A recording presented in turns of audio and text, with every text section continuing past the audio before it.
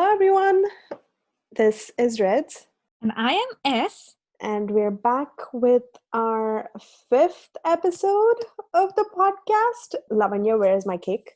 Because number 5 apparently means a lot. We will get into that a bit later, but I'm disappointed that no one brought me cake. Shri, where's my cake? I am not Lavanya. मेरे तरफ क्यों देख रहे हो? Of course you're not Lavanya. You did not bring me my favorite cake.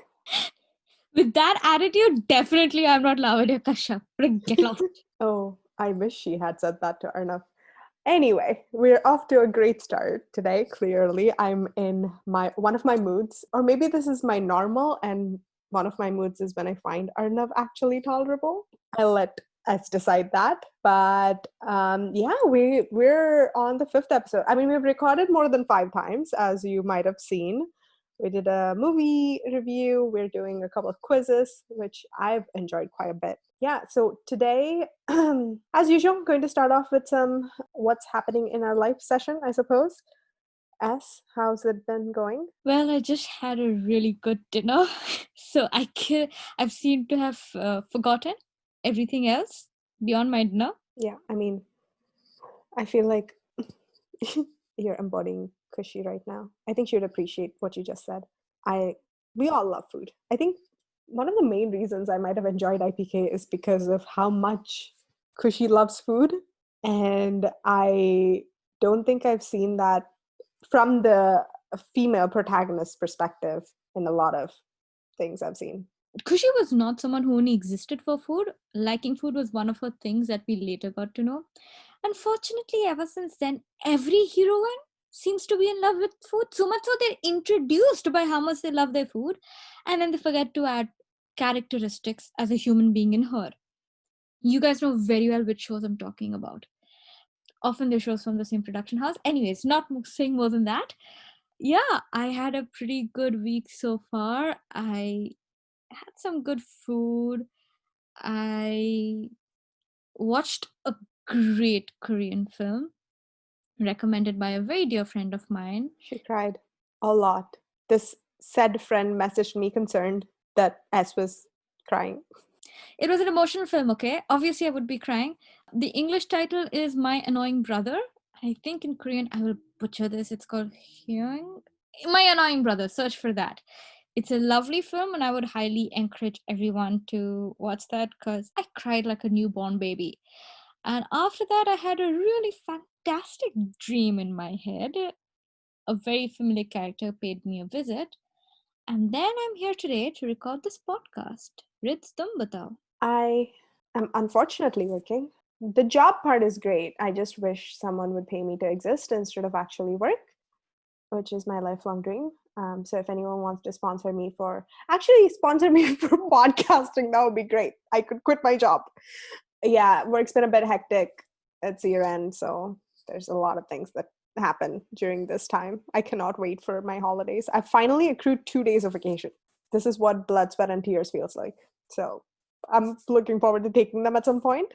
Outside of that, I have been reading romance novels.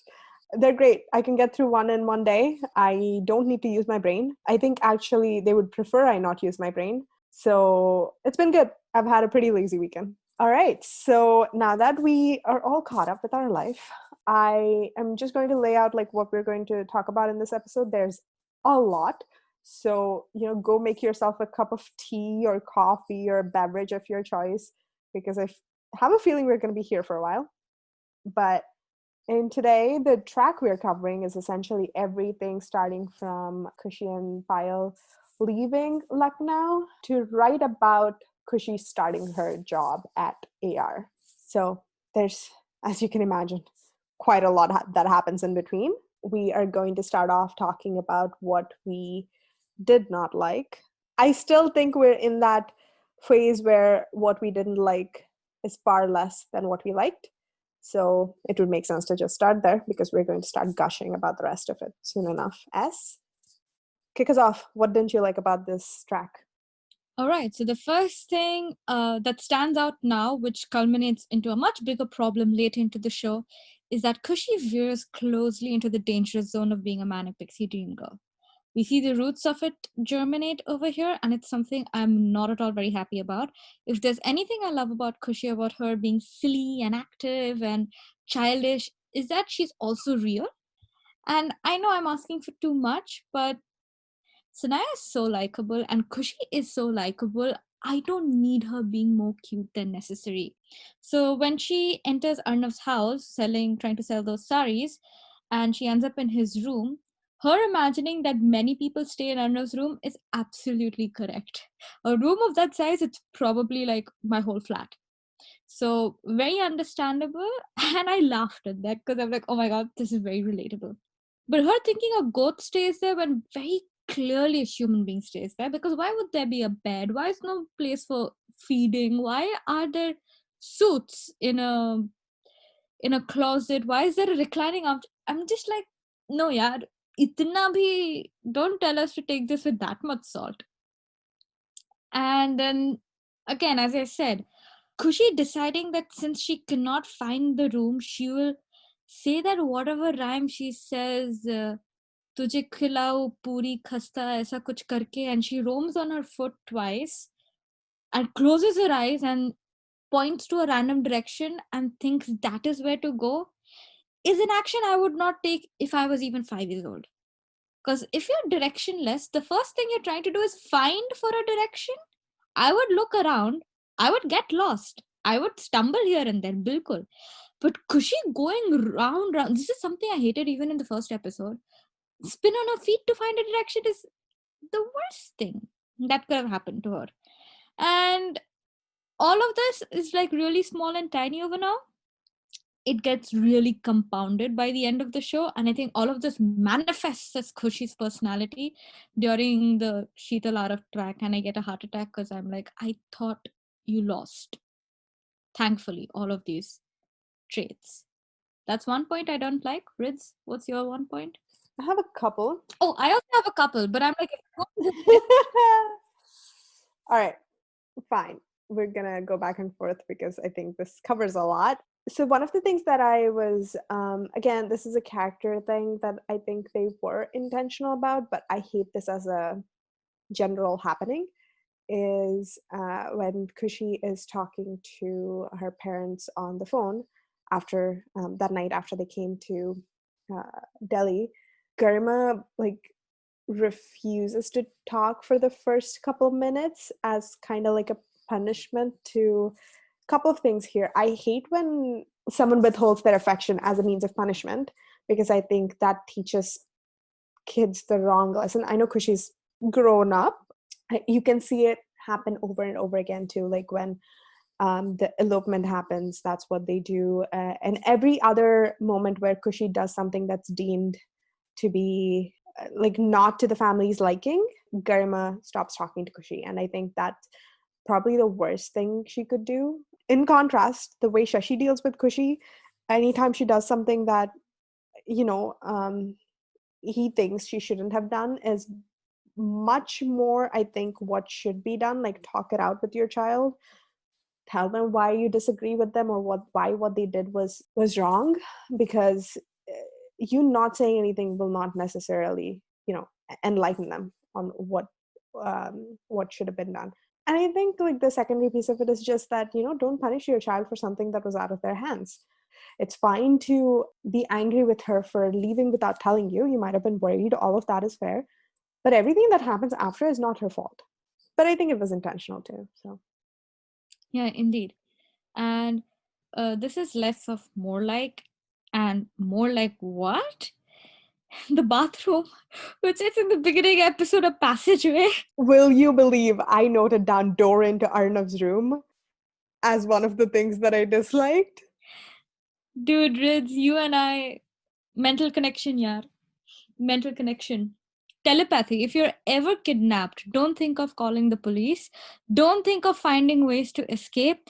Pick up a phone and don't give me any message of you being in a sort of problematic situation.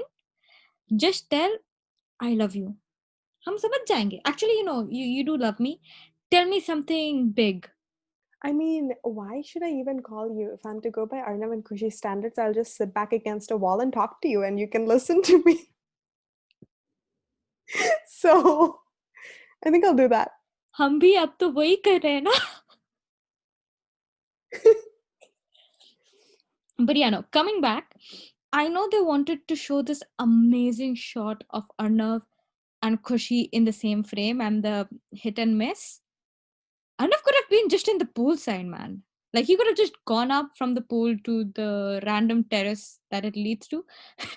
I genuinely did not get why a passageway, why his room would have two entries. I have the opposite problem with this. If that had remained a passageway, I would never have had to see that stupid bathroom in Rise of the Mansion. I'm just like, you should have kept it a passageway. In which case, Kushi could have run out of it, and I would never have had to see that unfortunate looking bathroom. For Rise of the Mansion, the bathroom had nothing wrong with it, but for how they've built up Arnav's wealth, and look, if I had been Kushi, the minute I entered that bathroom and seen it in there, I'd be like, Arnav Singh Raja, तुम औकात की बात करते हो और तुम्हारा bathroom ये है? Just dead. Arnav would have died. Bilkul. I think if you were Khushi, Arnav would have died long. Fair enough. Yeah. But then that's like, honestly, that's just a minor blip. I can understand why that happens. And it's just more like, ye kya ho raha hai, as opposed to something I detest. I mean, it's also like, I think we'd have to stop pretending that the Rise of the Mansion makes any sort of architectural sense in general. That was quite funny when I noticed it because I didn't realize it on my first watch, and when I was watching it this time, I was like, "Hey, like Rahim Chacha walked in from Arnav's bathroom, and there's no bathroom there." That's generally something just we're being mean about it. The one thing that I genuinely did not like, oh, I am someone who does not get upset, and if I get upset, it means something is big. I'm not like Rids who's planning to murder anyone and everyone. Hey, not everyone, only those who deserve it. Could be. So what happens is that Khushi calls her Babuji to get permission to work, and Shashi, rock star of the decade, is like, "Of course, I love you, my child." And Khushi and Payal is very excited. Payal is like, "Ab tum naukri karogi." Khushi smiles, and it breaks off to Khushi crying. And Khushi is crying. I was okay because I'm like, haha, it's funny. Like I can find her being intimidated and everything by the working world. And because I always have like I feel like I'm going to throw up whenever I go for an interview. So samajh mein aata hai. I'm getting all of that. But then she's crying because she thought by now both of them would be married and she would call from her sasural to Payal's sasural and be like, "Didi, हम TV देख रहे हैं, आप क्या कर रहे हैं? हम सासू माँ के लिए खाना बना रहे हैं." And they're both with ghungats on their head. Look, IPK is a very self-aware show. So I'm sure they were pulling leg of all the other shows that whose main goal is to show that kind of a life. But that being Khushi's dream pissed me off so much. Because honestly, it is never shown that Khushi does not want to be the breadwinner of the family. Like she's someone who's very active. I would totally get Khushi as a person who wants to be the breadwinner of the family and earn it and solve everyone's problems, as well as have big fat dreams of मेरी शादी ऐसी होगी वैसी होगी. I find the conversation Payal and Khushi have post Khushi's first day at work, where Khushi's like, "Arey Gigi, we'll marry well, you'll have a husband who love you." That is very in sync with Khushi, that she has her set of dreams, and in reality, she's also going to work and everything. I don't know which crowd I'm very sure because it's Star Plus, they wanted to satisfy a particular crowd with that. That is the first cringe moment for me. I saw it and I'm like, no. She was motivated to work to help her family. Maybe working was not always her biggest dream, but it's okay for Khushi to be a character who has a girl can have both, okay? She can be determined to work as much as she can be motivated to marry. Yeah, I mean, she does nothing but cook at home and call her family and participate in drama No, I mean, she did the dabba business. as a means to get kicked out of the house by Arnav. No, in my head canon, in my canon, in Mera canon, she does this because she wants to be independent and have her own money, and not for some stupid reason that everything cannot revolve around Arnav, okay? Especially not matters of finance and independence. I mean, yeah, if you had written it and shot it or whatever. Anyway, I digress. But no, see, the thing is, Kushi, I completely get you. If you're crying about going to work, yes, me too. That happens every morning at 8 a.m. It doesn't, but I feel it in my heart. But the thing is, I also don't want to get married. I don't want to work. I'd like to get paid, and I don't want to get married. If anyone knows any job that does all three things, please let me know. I'm on the lookout. Yeah, it doesn't make any sense because Kushi's shown us someone who wants to be independent. I feel like she has too much energy to do that. Even like she is a doer. Like she needs to be doing something all the time. So I don't think she's going to be someone. Not that there's anything wrong with being a housewife. It's a lot of work. Anyway, no, that part, like Sri said, didn't make any sense. I have one last thing that I have a gripe about, and then I'll yield the floor to Shri for anything she might not like. My biggest issue, as someone who has a great memory for things that are grudge related, I hate the fact that Kushi never returns the money to Arnav. Because in this sequence of events, when Kushi crashes into Arnav's car and she's like, I'm someone who will make up for my mistakes. I will apologize. I will pay you back. And Arnav's like, fine, give me 25,000. And she's like, oh shit, but I will. I will find a way to pay you back. His last dialogue before he leaves is, and I am sorry in advance, he says, खुददारी की बातें हमेशा बहुत सस्ते होते हैं और पैसा बहुत महंगा. And you're here and I'm here, we'll see. She never pays him back in the entirety of the show. I'm just like, imagine the slap to his face it would have been if Kushi left. Whatever money added up, I believe it would have been 1,25,300 rupees on his coffee table when she walked out of RM, post him calling her his the biggest mistake of his life. I mean, if she had taken the double service like to its peak and earned the money and paid him back, I just believe it could have been such a great callback to their initial meetings. And yeah, I'm just so disappointed that they never revisited, because if Kushi's anything like me, she would not be able to sleep until she pays him back. Yeah, I don't know where that went. No, you're absolutely right. That went in the right direction because that is one of the things. And I also wished Kushi charged Arnav. Okay, this is now no longer the Kushi we know. This is like Hamare Dil Ki Arman Wali Kushi. I wish she charged Arnav and his family for the amount of loss they create to her family. They have the stock of all of her saris, all of Buaji's saris. They don't return those saris to Kushi, neither do they pay her a cent. That's like, just imagine 2,000 rupees for like 20 saris. Imagine the amount of money she's lost over there. And then that also is repeated in the future with all of the sweets. Based on one sweet, they cancel the whole order or whatever. They don't pay Kushi back for that also. If I'm wrong, please someone correct me because I'm very bitter over this. Imagine, like, I don't know, could she secretly have an accounting degree or something? Because it's not like Arnav ever asked for her resume before he decided that she wasn't fit for any job. I imagine she just gave him like a balance sheet of everything she owed him and everything that she lost because of his antics and his family's antics, and he's like, we're breaking even. Fuck off.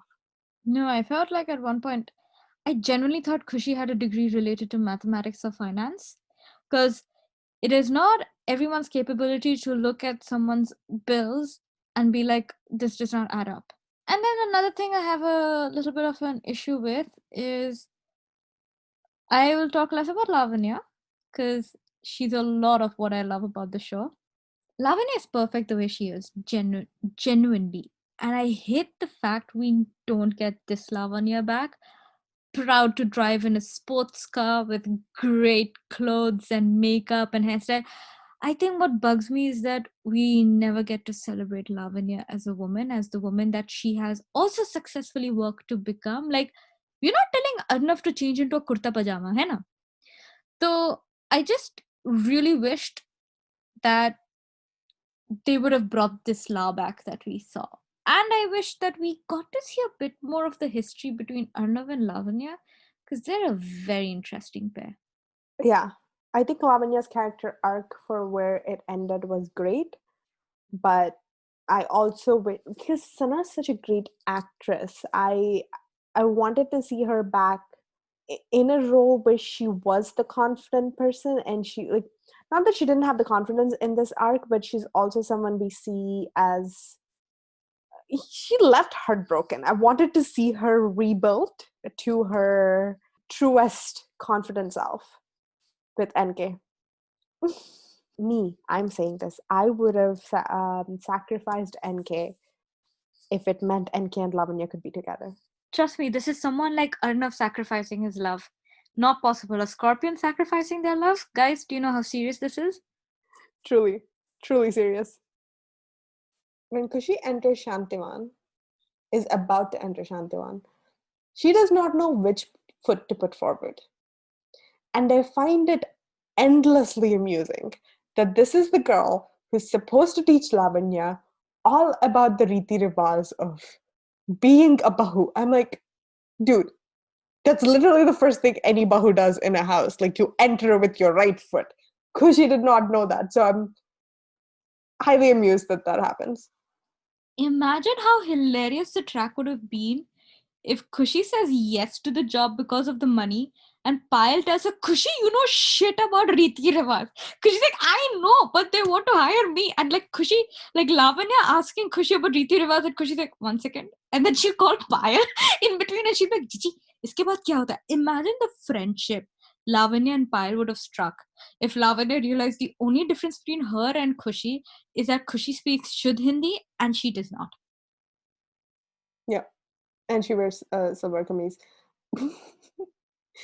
Oh my god, I have so many crack ideas right now. Kushi to Arnav being like, where can I get that Bluetooth? I'm in need of it for my daily job. And he's like, you work in the house with Lavanya. Lavanya's right there. And Kushi's like, I have needs.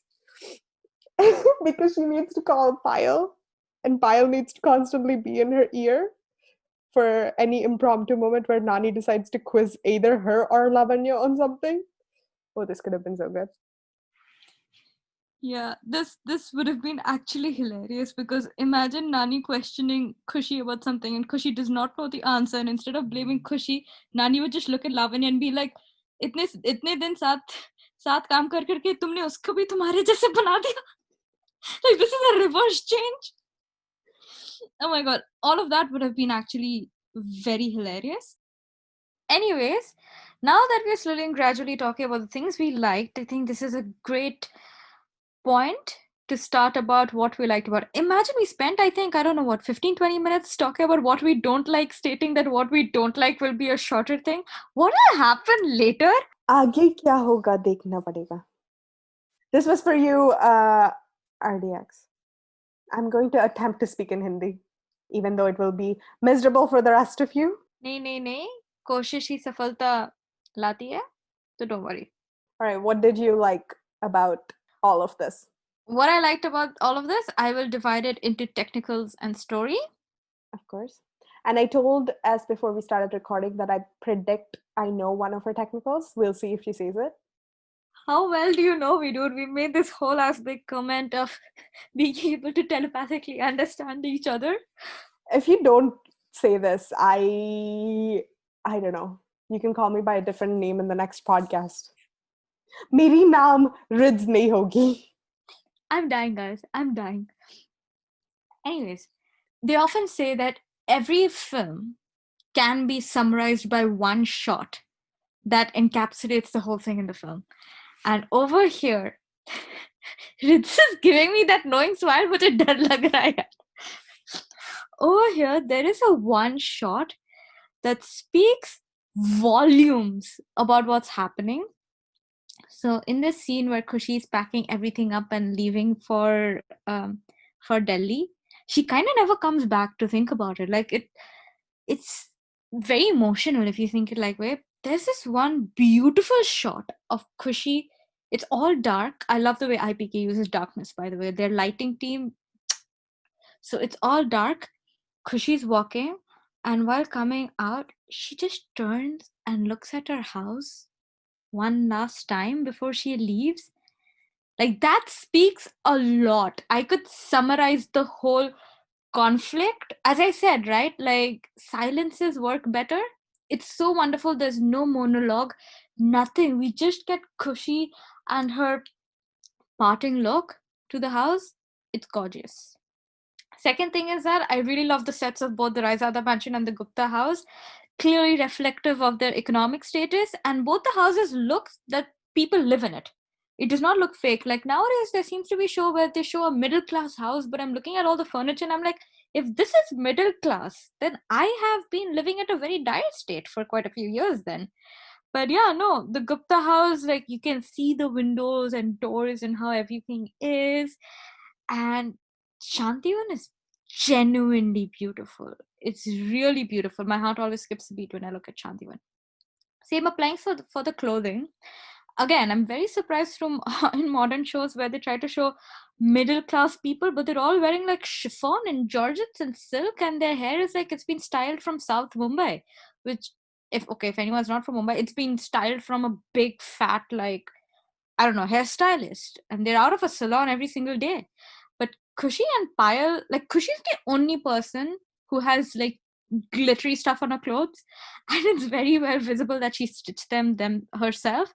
Because Payal and Buaji, Garma, they're all wearing normal clothes, and all Khushi does is that she puts her hair into a braid, but to add style in her sense, she has this little dangling thing that matches with her. Like she's keen on fashion, but she also has a very specific, cute fashion sense that you would expect from someone who's in that status. I think it's also sorry to interrupt, but I think it's also reflective of like because she's someone who, and I always thought they should revisit this, but given the right resources and materials, I think she had a good eye for fashion. I always imagine like I mean, I'm sure you notice you can get, clothes, materials, whatever, but the higher your price point is, the finer things become. So in Kushi's like aesthetic, you can see that she's someone who has an eye for like what colors go together, or like what sort of accessories might work well together. But in her price point, the things that she gets are a little bit more like what Arnav might consider like gaudy, I suppose. But it's not because she cannot put things together, it's because that's what she can afford. I wish they had like had a track where, I think they tried but miserably failed, but I wish there had been a track where Kushi kind of like gets the chance to prove herself in the fashion side of things, because I think she's someone who could have succeeded. Yeah, I mean, look at the red sari Rabbave fashion shoot. Like, she had a million options around herself, but she knows one, what looks good on her, two, what sort of makeup to add with that. And I'm like, Kushi, you have brains. She always had it, but as Riz rightly said, I think they clearly keep it in mind what Kushi's budget is. Like on the other side, there's Manorama who has everything in the world. So she puts all that everything on top of herself. And I think it's very lovely because even with Anjali's jewelry and sari, her jewelry looks like she's wearing diamonds and emeralds. And like as if it's nothing.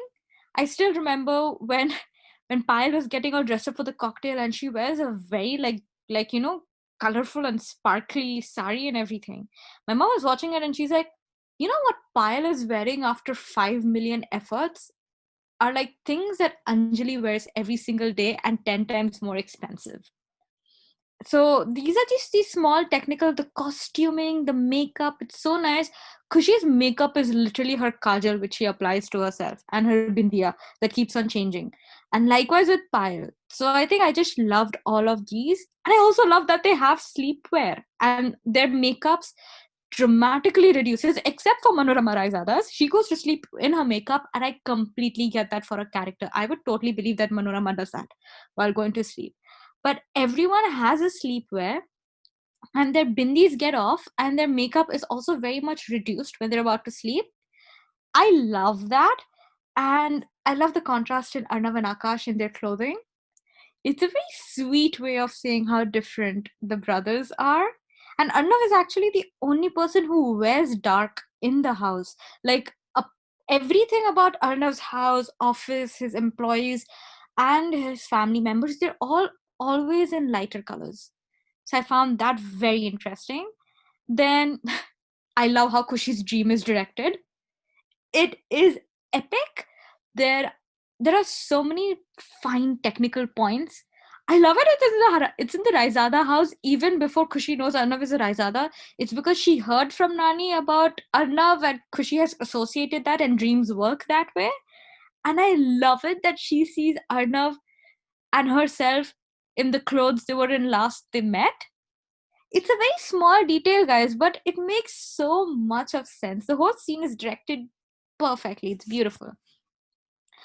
And I also I like the weird architecture of Shantivan. First of all, it's a beautiful house, but I also like the weird architecture because it gives them a lot of leeway for what's happening where. And that's done with the technicals. And I think I did not mention what Ritz thought I would mention. Do you know what I thought you would mention? Are you sure? Was there no shot in particular you looked at and you were like, they did well? She, I'm taking away your license, your degree, your everything that credits you as being a filmmaker. Because I'm giving up my name for one podcast now because of you. Anyway, the thing that I thought she would mention that she has previously raved to me about was that shot where Kushi rides on the motorcycle and it's reflected in like Arnav's talking to whoever on the phone.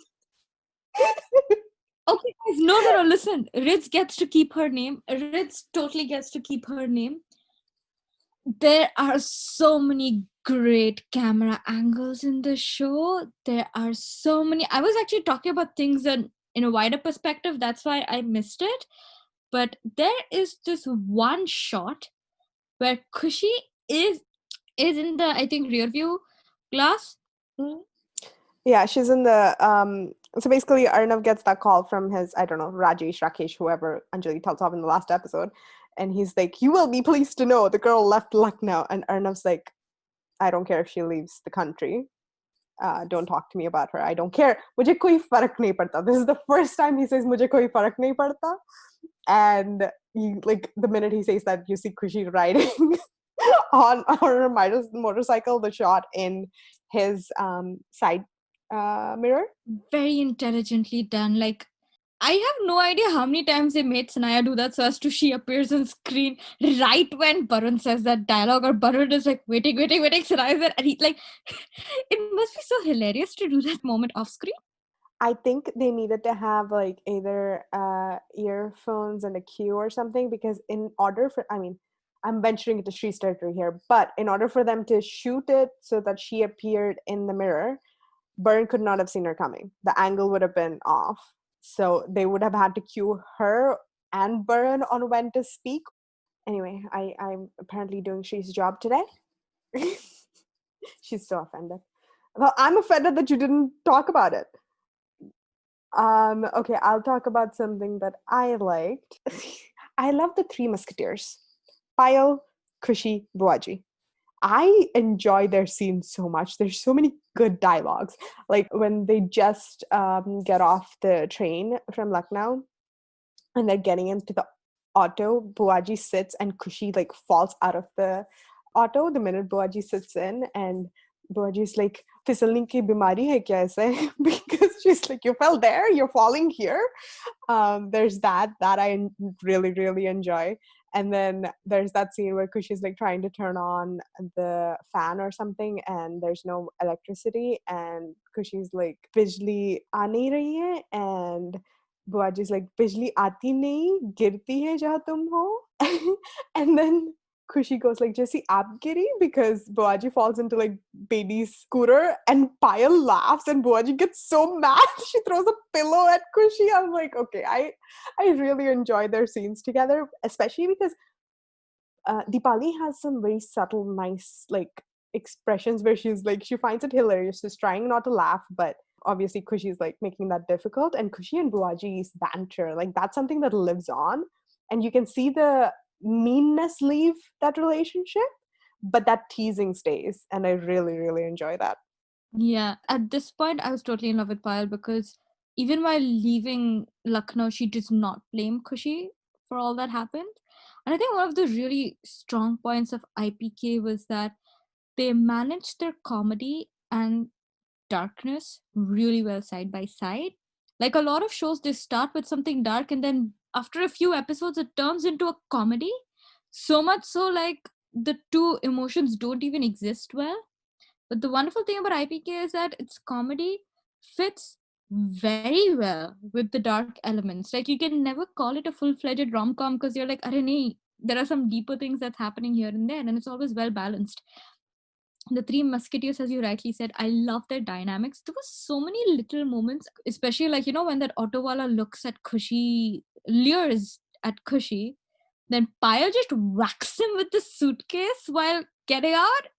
And Khushi's like, "Maaf kijiyega, bhaiya ji." Oh my god. Loved it. Okay, imagine the scene, guys. I don't know why this did not happen. I'm half tempted to write an OS that takes place like this. The minute Kushi sees Sham in Delhi, she's like, "Sham bhaiya, aap yahan?" Mar jata na. Like, it finished. Like, there's nothing. I wanted, like, Kushi weaponizes Bhaiya ji. I wish he used it for Sham in front of Buaji. Like when Sham is like, "I live in this house," Khushi's like, "अरे वाह, बुआजी, ये वही भैया जी है जिसने हमें लखनऊ में बचाया था. बुआजी उन्हें रहने दीजिए ना. भैया, ये तो हमारे भैया जैसे ही है." मैं राखी बांध दूं? I just enjoy all those like interactions between them. They're very small, but add so much to their characters. I love how in sync all the characters are. Pyre always has an identical or an opposite reaction of what Khushi is facing. So I love Bedi and Buaji's like that 1 minute ki love story. I was shipping that more than Arnav and Khushi at one point. And guys, which point of the TV show where I was like, if you were missing a track, just get back Buaji and Bedi. I would pay to watch that. That is there. And then obviously we see Mami the Great. Mami's intro is so good. Mama ji, Mami ji, all of those intros, like there's so many good things about it. And Nani ignoring Mami for Lakshmi, a pet goat who's dressed in frills, and Mami getting like jealous of that Bakri.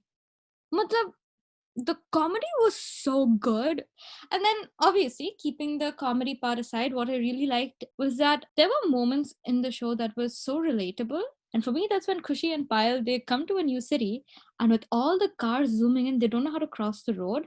There are just these small things like Kushi entering this dusty room which actually looks dusty, and she's trying to clean it all off. And the minute she's in a new city, she starts cribbing as to how terrible it is compared to Lucknow. Guys, you have done this. You have gone to a new city, and until and unless you wanted to escape the previous city, there's always a part of you like, "Oh my god, this city has nothing compared to that or that or that."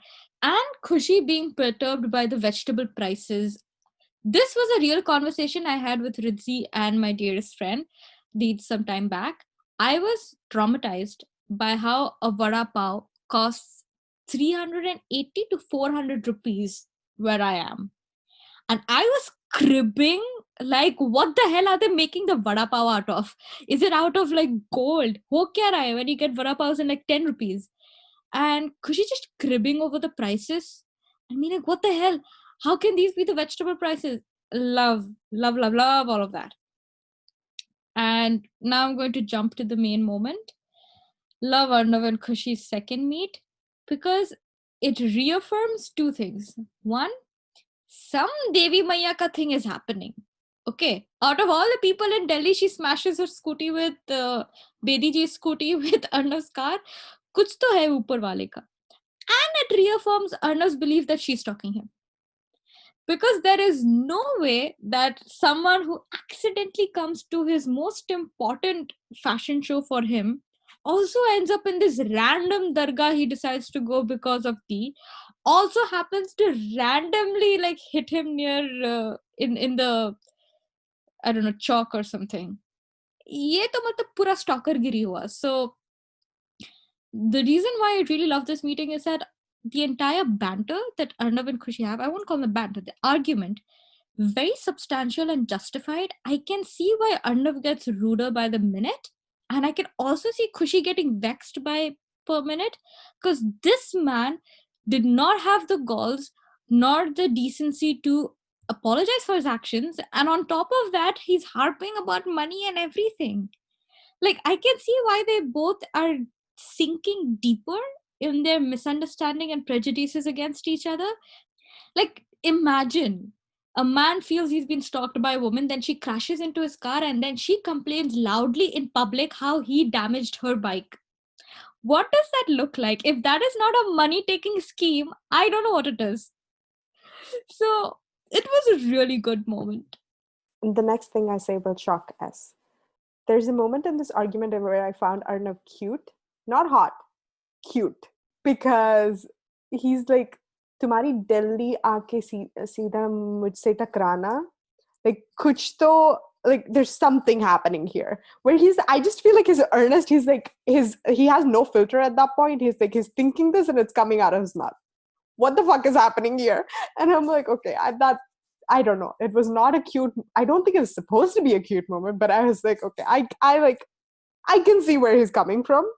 Yeah, they're both right in their stance. I also love the fact that he's like, he gives her money and he's like, fix the mirror, also get a ticket to Lucknow. But then at the moment where he leaves, he's like, you're here, I'm here, we'll see. He's like, she's not leaving. He's in his own head, he's like firmly believes now that Khushi's going to stay. And he's going to see her again if his suspicions are right. Unfortunately, they are. I found that whole scene, like, it was very well written too, because there's like not, I don't think any of the dialogues in there, like Arnav says just enough to push Khushi's buttons, and Khushi says just enough for it to seem like she's trying to trap him into giving her money, but she's actually just expressing her anger. So brilliantly done. Yeah, and also I think you were just not the only person amused. I think Arnav goes from angry to being amused. There's a part of him this is one shot that I found very interesting now that I look back. Is that like, because she's being all animated and she's like, ye wo, and Arnav is quietly watching her and he's just moving his head along with her actions. So he's like, okay, all right, and what else do you have to say? And he's like, his anger evaporates into amusement. I think that's because everything she's saying is just confirming his belief that she is stalking him and that she is out to get something. He doesn't know what at this point other than money, but he's just like, yeah, you're saying exactly the things that I think you would be saying. Absolutely. And also, one thing I really liked about this whole scene is that this whole scene affirms a few other things. One is that Arnav was not a man set out to ruin Khushi's life. No, like, all he wanted is that she bruised his ego, he's going to show his power, and then he does not care about her. He goes in his life, that dialogue that कि वो यहाँ देश शहर छोड़ के चले जाए या देश छोड़ के चले जाए, मुझे कोई फर्क नहीं पड़ता. It's kind of really important because they romanticize the idea of a man set to ruin a woman's life. But Arnav is not that. There was this woman who bruised his ego and probably ruined his fashion show, and so he just flexed his power, and then he has many other things to do in life. And even now, when he leaves, he's kind of like, all right, let me see what he can do, and he leaves. He's not got a detective hired on Khushi, or he's not stalking Khushi to be like, now I will ruin your house. He does not stalk Khushi. now that you're talking about it, that and correct me if I'm wrong, but their fight stops being public. Like it turns into it turns into a fight between them the minute it stops being like Arnav thinks she's out, like she's setting him up, or she's someone who's been hired to ruin his reputation or whatever. It turns into a thing that's just between them. He released the tapes because he believed she's a con artist. Also, his ego was hurt. Even the Office track, I feel like his motivations at that point are like just as like he's like, who's going to blink first? It happens because no one at AR actually works. They're just there for the drama. But I think his motivation and her motivation is to see the other person crack, and they don't care what anyone else thinks.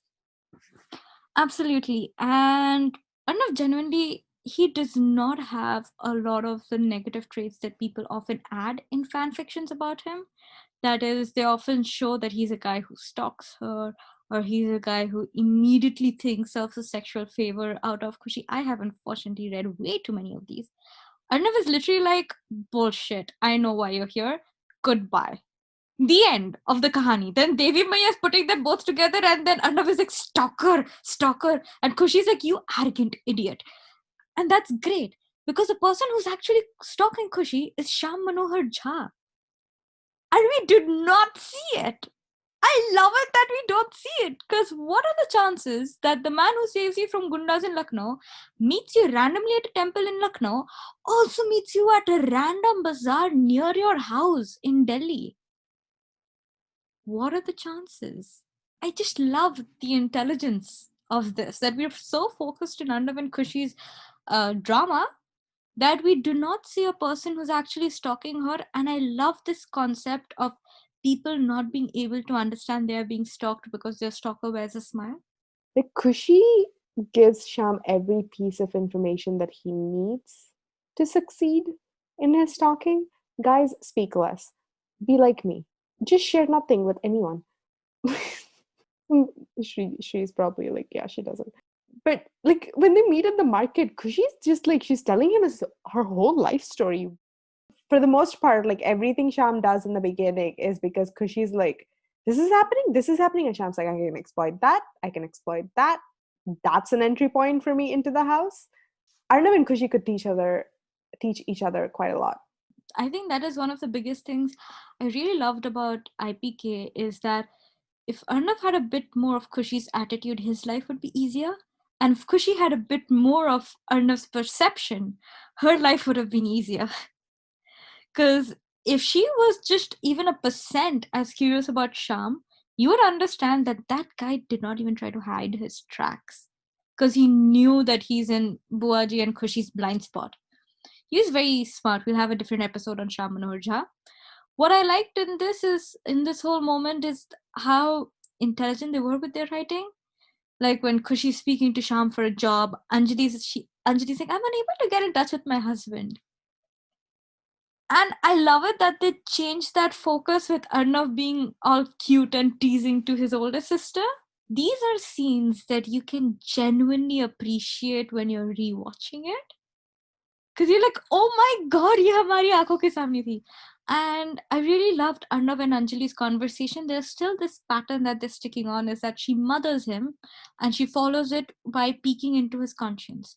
I feel in the beginning of the show, both Anjali and Akash played different aspects of Arnav. Like Anjali was Arnav's conscience and heart, asking him things he will stubbornly refuse, while Akash functioned more like Arnav's common sense and brains, questioning him about obvious things, being perceptive of his intentions. I love these little dialogues of Akash, like having this 30-second conversation with his brother, and Akash is like, someone has disturbed my brother to such an extent that my brother isn't really bothered by the gash on the scar, but more about this particular person. Who could it be? This is the Akash I loved it. I loved him because he's like, I don't care if my brother is dating someone. I'm happy they're together. Bhai, the legal team could have handled Mood Rajani. Calm down. Bro, who's gotten into your head? And Anjali is all into much more serious things that Arnav, you have not yet moved forward from your past. And I think at this point they also maintain the age gap that was shown in the beginning between Arnav and Anjali, because there seems to be a 5 to 6 year age gap for Arnav to look completely different as a teenager, and as to how he looks right now, but Anjali looks exactly the same. I think it always breaks my heart that by the end of the show, Arnav has aged so much, like just through the trauma and everything, that he and Anjali kind of could pass off for twins. Yeah. No, definitely agree on the Anjali side. I like that conversation because it's also continuing with the pattern of like they're sharing some things, so there's a deeper hurt in Arnav's past that we don't know about yet. Like they're showing just enough for Arnav to be a sympathetic character, because some of his actions can be construed. Again, I think he had his reasons so far anyway, but they show just enough that you're intrigued by his character. You're also like slightly mollified about why he might be acting the way he acts. To your point about Akash, again, on rewatch, some of the things that you can appreciate is Arnav and Payal make an excellent couple. They're both quite logical. You can see Payal's logical side when she's questioning Khushi about like her insistence that she wants to get a job in the like when they're going to the market, where Payal's like, "We're here for how long? 2 weeks. You want to get a job that pays you 25,000 in this duration in a town that we haven't lived in before. Who's going to give you a job? Like, what?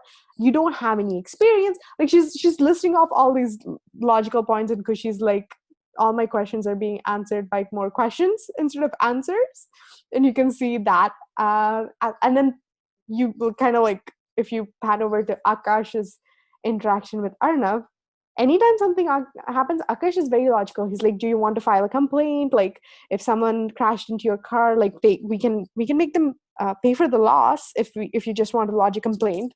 It's just like you see that they're very kind of straight button logical. They ask the right questions at the right moments.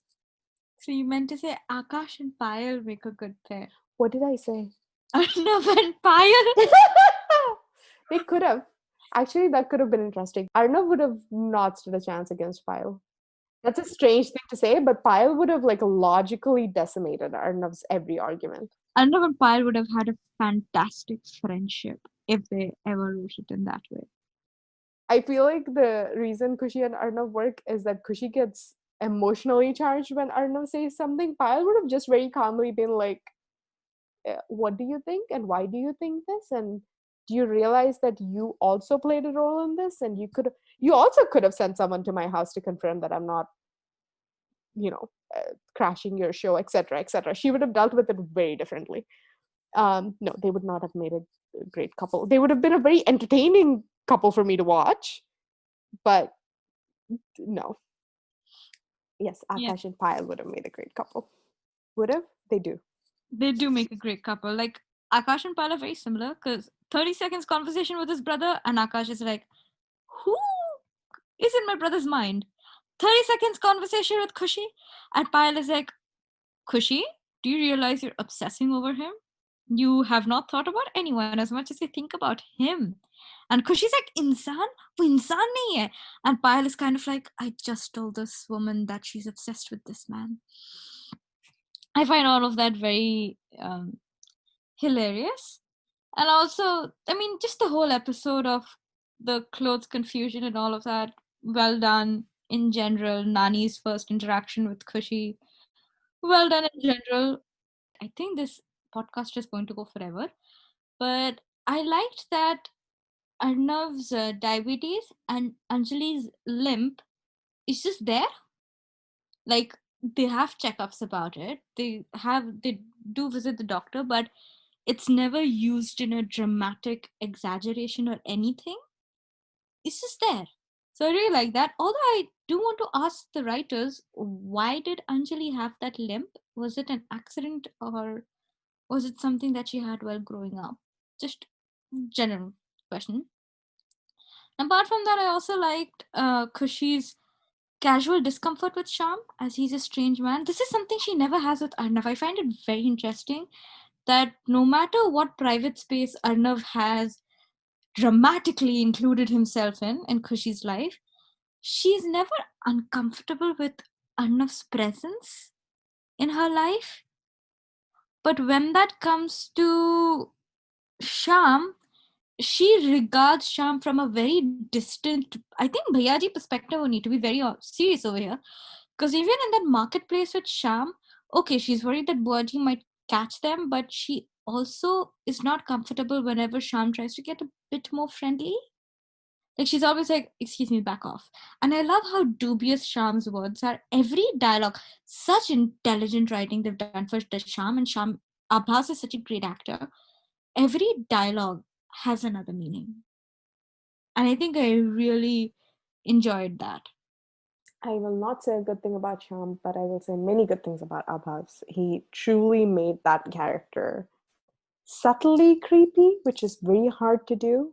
I feel like villains tend to be very over the top, but especially going back and looking at the initial episodes, you can see that he plays it like there's a fine line between him like just being a random guy who loves this girl that he saw who's beautiful and outgoing, vivacious, all of that, but there's something in his eyes where you're like this it makes me feel uncomfortable, and I don't know how he managed to do that, but props. The one other thing that I'll mention because my last point will be in the point of focus, I'm just going to put it in there for the sake of that's what she said. He said, never mind. I tried to make an innuendo in the middle of my own sentence. And this is typical Rids. Whenever she tries sass or an innuendo, she'll stumble over her own words. Ah! Only around Shri. This is a very tiny point. Love Arnav's outfit choice in the scene where Nani's being a bitch to Mami about the necklace thing, because I feel like I wanted more of that, where it's like a subtle change in his outfit, but it adds a lot. Like these aren't things that someone who doesn't have an eye for fashion would have put together. I really enjoy that outfit. I think his outfits get a little bit meh after a while. Yeah, I mean, I think it's the Diwali shirt, dark gray jacket, and his tie is like a white base with gray or black stripes, diagonal stripes, and it goes really, really well together. And I enjoyed that dialogue conversation, whatever he has with Nani, even more, because he's like, I respect you, I respect thee, this is your house as well, but Mami helped me out when I needed it, and she's a part of this family, and I'll always be thankful to her for that. And I make my own decisions and I live my own life. Respecting you has nothing to do with me making a choice in my life or not. I love his character in that moment. Anytime he's not against Khushi, I can appreciate his stances on things usually. As I said, like people tend to. His first few misunderstandings with Khushi is really very given considering the circumstances. Because otherwise, he's actually a pretty normal guy. I would be interested in knowing if other people found that disrespectful, because I am just like, yes, Arnav makes all the sense to me in that scene. Because I also feel like, I don't know if they meant to do this, but at some points in the show, Arnav's behaving as I believe you and I would, but they try to make it seem like it's a character flaw. Like him being an atheist, for example, sometimes comes across as that, or All of this will really. I have a good set of explanations and questions, which will come out in the later episodes. It'll come. yeah. I will discuss about this in detail. I will discuss about. So, I mean, for me, this scene was excellent because I was like, yes, Arnav's a character who knows what he wants, is very respectful to the people that he wants to respect, but still, he's still someone who like will stand behind his own opinion, which I found really, really great. But I also don't know if they meant for that scene to be one where they were like, oh, he doesn't listen to his nanny. And the reason why it's not disrespectful, a very good contrast would be, is that Khushi, like blind respect, just because someone is older than you actually causes more harm than benefit, guys, as opposed to a respect that is earned, and Arnav respects his nanny because he loves her. But he also knows how to keep his foot down. And to anyone who might think that this scene is bad or Arnav is being disrespectful, if Khushi had the same strength, nobody in the world could have gotten her engaged with Sham. And because Arnav has this strength, he knows to break up with Lavanya when he knows that his feelings are misplaced and he's acting out of a wrong place.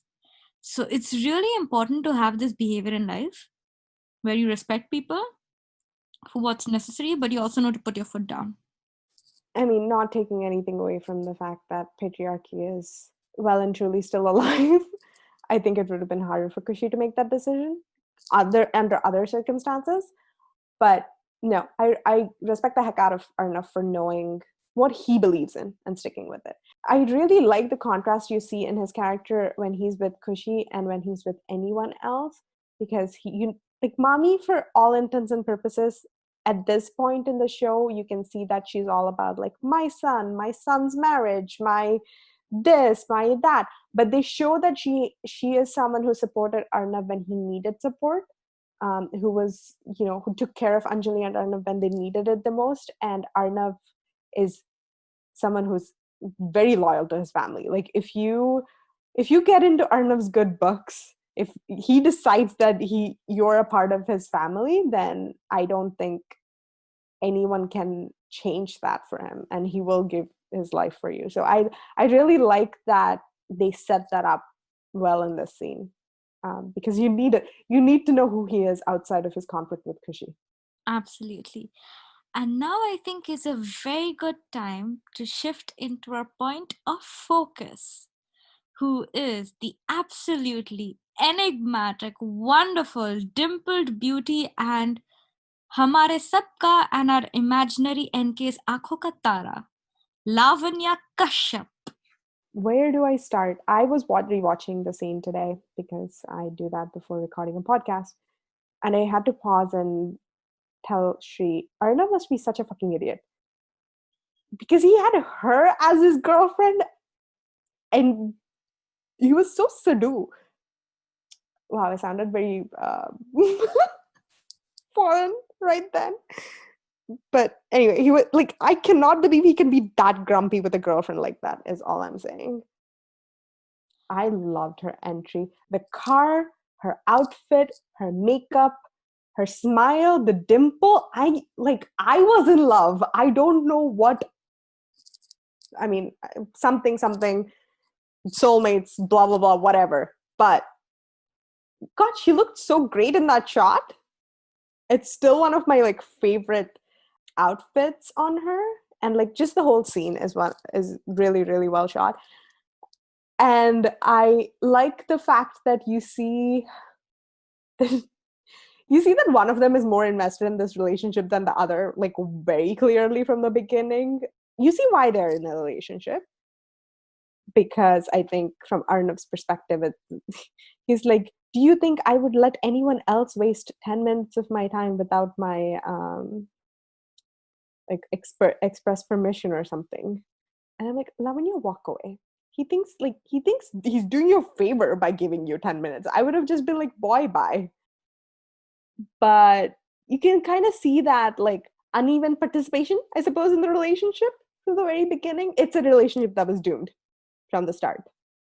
So I really like that they set that up, but Lavanya would have brought me a cake for our 5th episode, is all I'm saying. I'm just wondering if you're in love with Lavanya or with that cake at this point. Could I not be in love with both? Oh my god, you're such a Sham Manohar Jha. You can't keep your heart in one place. Look, there's food involved. It's hard. Bilkul. But yeah, I think I agree with a lot of what Rids says. And I think what I really loved the most about Arnav and Lav's relationship is when you see them, Arnav has a little bit of Arnav is like, who kept the cake? And he's like, what's this? And then his expression is like, of course, there's only one person on the planet who can do this. And Lavanya arrives in such style and drama. NK would have listen, guys, we live in this fan on that NK and Lavanya are very happily married, okay? NK would have a nosebleed if Lavanya arrived like that. She looked gorgeous, stunning, and I really like that they subverted from the trope that the hero's girlfriend is going to be a female dog, because Lavanya is so likable and wonderful and a great person. I love the fact that Lavanya, from the very first scene, does not exist as a competition to Khushi. She exists as a part of Arnav's life. Like, he has a girlfriend. Her name is Lavanya Kashayp.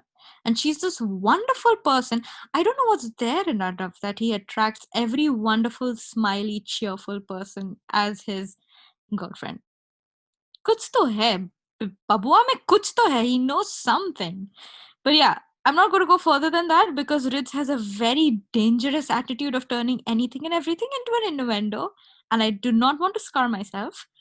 But yeah, I think one of the few reasons why I like their first interaction is you see that there is a sense of deep friendship that has given, like, I feel Arnav chose to date Lavanya because there's a sense of security, comfort, and friendship. They both know each other really well, so well that they can predict each other's behavior. Like, Lavanya is like, yeah, right, now I know that you'll give a little smile. And Arnav is like, Lavanya, seriously? Do you know that I'm only doing this for you? And Lavanya is like, I didn't know that. Like, why else would you think I'll be doing this if I didn't know I'm one of those few people?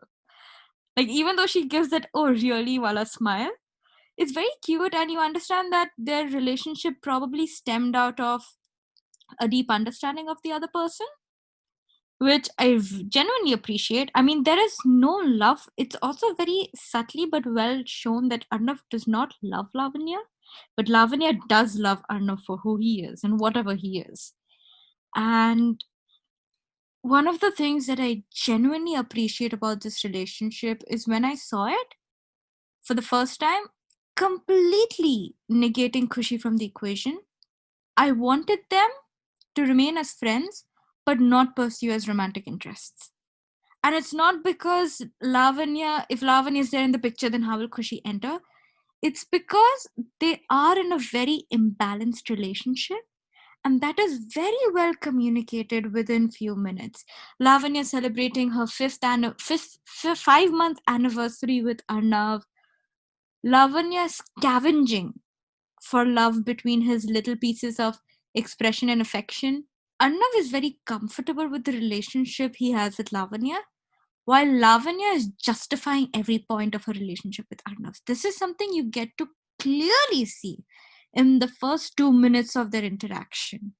Lavanya is very hopeful of the relationship, but Arnav is perfectly comfortable. So, since they have very different expectations from this relationship, there's a part of me that's like, hey, you guys should break up. Like, no need for a messy breakup, but you guys should break up because you both really expect something else from this relationship. Yeah, no relationship in Indian TV show, to my knowledge, ends because it comes to its natural end. It ends because something dramatic happens. The guy falls into love with someone else, or there's this whole bullshit happening. Lavanya and Arnav's relationship, you could see from the start that it's going to be one of those breakups. Like, many people date, many people break up. It's going to be one of those things where they could have been something, but it doesn't happen because they want different things from the relationship, and they're putting in the effort proportionally. So I like that you can see that from the very beginning. At this moment, I have gripes about this later. S has seen me get very, very mad at Arnav at one point. But at this point, I like the fact that neither of them hides why they are in this relationship or who they are in this relationship. Like, Arnav isn't pretending to be in love with Lavanya, and then, once she leaves, he's like, oh my God. Or Lavanya isn't like, trying to hold back her love because she knows that Arnav is someone who doesn't want, like, maybe overt expression of love. They're both who they are, and they're fine being in that relationship. For Arnav, I believe it is much more comfort, yes, someone he can trust, yes, but it's also convenient. He, like, Lavanya lets him be who he is without asking too many questions, without putting too much pressure on him to be someone else, and he can do all that with someone he considers a friend, someone he can trust. And like he says, he would have to be insane to, drop that relationship. For Lavanya, my heart hurts because I can see where this is going and I can see that she's invested in it. So I wanted her to get out as soon as possible. But I think there's strong suite in the storytelling so far has been that they can set up a lot of the story that's upcoming in very like few minutes, very few dialogues, and they continue that with the scene between Arnav and Lavanya as well. To be very honest, if I did not feel that brick wall of convenience and comfort and a solid expectation from Arnav based on his relationship with Lavanya, I totally would have shipped Lavanya and Arnav together. They looked adorable on screen. Like when Arnav gives his little reluctant smile, you could almost be Arnav being like, okay, I'm smiling only because you're telling me to smile. And Lavanya is like, yes. They look so cute that I would literally ship them, if not for the fact that there's a part of me that can see that Arnav values their friendship more than any sort of romance that Lavanya is showing. Clearly, they have great chemistry on screen. You know why Arnav and Lavanya would date each other. But I also see that Arnav genuinely favors that as opposed to seeing like being with love. It's like kind of like when he and Khushi are together, like he and Khushi, when they have their first rub away, you feel there's an infinite pool of where his relation, where his feelings go for Khushi. Like you don't know where it ends. But with Lavanya, it's very distinct. And the only reason I want her to, as you said, I want her out of this relationship is because she has given her heart and soul into this relationship. And it's very obvious from the first 2 minutes. Like she's smiling and she's all cheerful and she's happy. What Arnav considers comfort and convenience is what Lavanya is making adjustments for. And that is why I want Lavanya out of this relationship. I want them to be friends. I think what I really love about their breakup also is that it has nothing to do with Khushi. Arnav's like the relationship, like the end has come sooner because of Khushi. But it would have ended this way because Arnav realizes the issue was never him falling in love with another person. The issue was that he did not love Lavanya. And that was the whole matter of thing. And that is something that really is very visible from the very first scene we see them together in. Really praise the storytelling here. They could have, I don't know. I don't know how they did this, but there is like I enjoy the trope of the one person in a relationship being that like grumpy person who like doesn't openly show affection, but the other person being very bubbly and prone to public displays of affection and all of that. Like that's a couple I ship normally. That's a trope I really enjoy reading about and watching. This is that, but somehow different. Like you can see that Arnav's not not secretly, like Arnav's not in love and outwardly just being grumpy because it's his personality. He is not in love. Like that distinction is clear. And I don't know how they managed to do it, but I really appreciate that they did because, like you said, this is a couple that if it was the other thing, I definitely would have liked to see them together. Like if he was in love, but his personality is just that he doesn't say it in as many words or show it quite openly, then that could have been a really cute pairing. I think that is what you kind of get with Arnav and Khushi, although he does there's growth in his character, so he does learn how to express it. But that's not like this relationship isn't that, and you know that. And I really appreciate that they made that distinction clear. Yes, absolutely. I genuinely love Arnav and Lavanya's relationship. I love that it ends on friendship, and I love that it ends with a strong dialogue because I think that was the strength of their relationship. That they could speak to each other, they could be friends, and they were close. I think that's what truly mattered. It's it's genuinely a very nice relationship. Like it kind of goes bonkers when he's I think it goes bonkers the more the family try to affirm the permanence of the relationship. The more the relationship goes completely off the tracks. But when he realizes what he's doing, we all there's a softness Arnav deals with Lavanya in this first scene. And I think that softness returns 100 folds when he's breaking up with her, because that faith and trust he has in Lavanya, that never changed. That is kind of shaken when Lavanya proposes to him, because that is something he never expected from her. And you can see that, I would say, Arnav's Berukhi towards Lavanya really comes from her breaking his trust on what they wanted in the relationship. But when he realizes that he has been misleading her all while, just because he could not deal with his shit, you can see that this softness returns 100 more times, because he realizes that he's not only hurt a woman, he's also hurt a woman who genuinely loved him for who he was and gave him that space and comfort. And he feels he violated that trust and friendship. So I think